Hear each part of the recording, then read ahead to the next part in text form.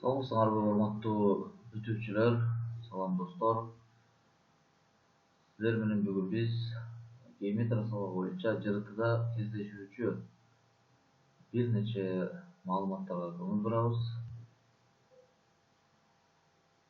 Албетте, ар бир адам логика, жалпы республикалык тестилерде логикага көңүл бурулгандыгына байланыштуу ар кандай логикалык маселелер да келип калышы ыктымал. Бул жерде маселеде 5тен 3тү кемитип 2, 5 3 кошобуз 8. Демек ошо экөөнү коюп туруп барабар 28 чыгарып койгон. Эң аркысында турган санды өзүңүздөр тапканга аракет жасаңыздар.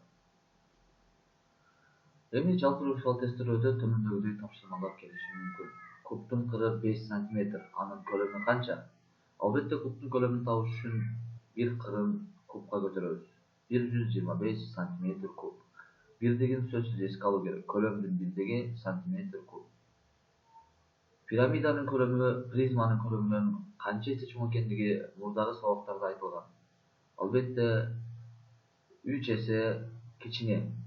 Пирамиданын көлөмү призманын көлөмүнөн 3 эсе кичинекей болот. Албетте алардын негиздери бирдей болсо. Цилиндрдин формуласын биз билебиз албетте. Кийин жерек дагы токтолобуз. Бассейндин көлөмүн табуу керек. Параллелепипеддин көлөмүн тапкандай эле 5 метр, 4 метр, 3 метр, 3 түзүүсүн көбөйтөбүз.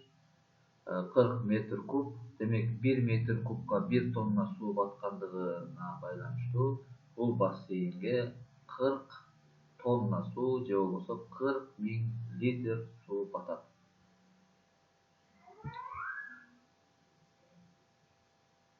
Демек биз көрүп турган дарбыз, бильярд шарикчелери, глобус, боз үй, өртөчүлөрдүн челеги, балмуздак сала турган идиштер.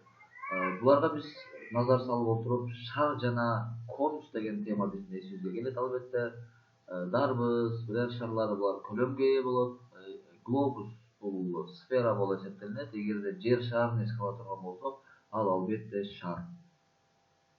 Демек биз бүгүн биз конус жана шардын көлөмү деген тема боюнча кыскача маалымат алганга аракет жасайбыз.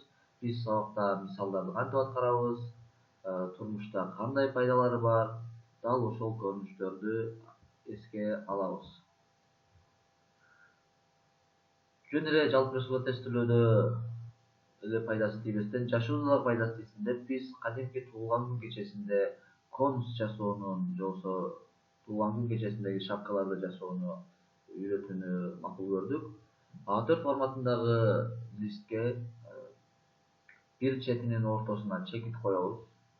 Ошол чекитти бор-бор кылып алып, айлананын кандайдыр бир бөлүгүн сызабыз. Мисалы, радиусу 15 см чоң болсо. Айлананын бөлүгүнүн учтарынан бор-борго карай сызык сызабыз. Албетте айлана листтен чыгып кетет. Ошол жерден баштап бор-борго сызык сызабыз.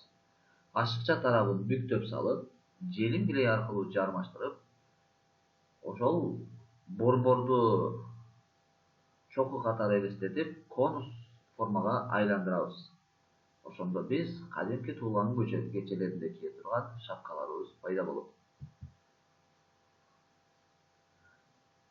Биз жана айттык, цилиндрдин көлөмүнүн формуласы, конустун көлөмүнүн формуласы, ал эми акырындагысы бул шардын көлөмүнүн формуласы.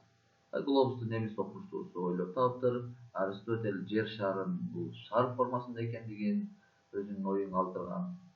Эзелтен ата бабаларыбыз математикага көңүл буруп, геометрияга көңүл буруп жашаган. Эми биз бир нече маселелерди карап көрөлү. Конустун түзүүсү 5 см, бийиктиги 4 см, көлөмүн тапкыла, шардын радиусу берилген, анын көлөмүн табабыз. Албетте, жалпы республикалык тестилөөдө силерге варианттар берилет, дал ушул варианттарды белгилеп коебуз. Демек биз ушул эки формуланы пайдаланабыз. Жогорудагы эки суроо тапшырманы аткаруу үчүн. Биринчи тапшырманы аткаруу үчүн биз конустун формуласын, албетте цилиндрдин көлөмүнөн 3 эсе кичинекей экендиги белгилүү. Радиусун таап алыш керек. Пифагордун теоремасы боюнча радиусун табабыз.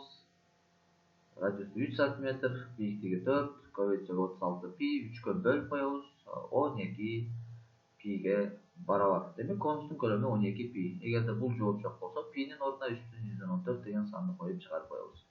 Шардын көлөмү радиус берилген, албетте радиустун ордуна эле коюп туруп купа көтөрүп, аны 3 бөлүп чыгарып коебуз. Тестте дал ушундай көрүнүштөрдү биз аткарганга аракет жасайбыз.